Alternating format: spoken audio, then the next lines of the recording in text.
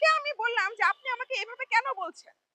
তিনি বলল যে না আপনি তো জামায়াত সম্পর্কে উল্টাপাল্টা কথা বলতে পারেন না। তো জামায়াত কোন কি যে আমি বলতে পারবো না? কোন কি তারা আমি যে বলতে পারবো না? এটা এই প্রশ্নটার উত্তরটা আমি কাকে যেয়ে জিজ্ঞেস করব? যাদের সংসদে যাওয়ার পরে একদিনও মুখ দিয়ে বের হয় না যে অটোরিকশা রাস্তায় জ্যাম ঘটাচ্ছে আপনারা, আমাদের জনগণের নিরাপত্তার কোনো সুনির্দিষ্ট ব্যবস্থা করতেছেন না। এই শব্দ বলার যাদের যোগ্যতা নাই তারাটা কোন কি? এটা তো আমার প্রশ্ন।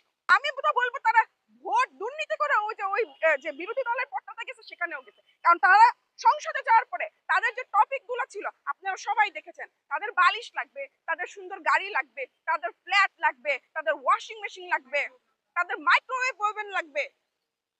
তাদেরকে কখনো শুনেছেন যে জনগণের একটা নিরাপদ রাস্তা লাগবে, যে রাস্তাটা দিয়ে দুদিন আগেও মানুষ চলেছে সেটা এখন নাই, আপনারা পরিষ্কার করে দেন।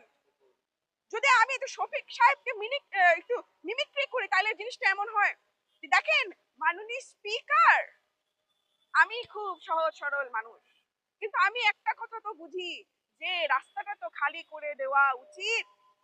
বলেন মানুষের রাস্তা, উনি তো এই স্টাইলে কথা বলে তাই না? তো মিমিক্রি করলে এরকম একটা মিমিক্রি আমার আমার করা উচিত না।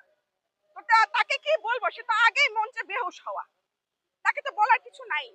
এ যদি ওই সংসদে গিয়ে একটা ভালো একটা শক্তিশালী বিরোধী দলীয় নেতা হইতো তো তার মুখ দিয়ে তো দুটা ভালো কথা বের হইতো।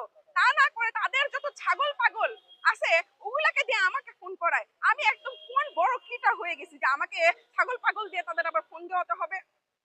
যদি আমি কোনো কথা বলে থাকি তাহলে তো আমি সরকারের বিরুদ্ধে বলেছি। সরকার তার কাউকে দিয়ে আমাকে ফোন করায়। আমি বিরোধী দলকে কি বলেছি?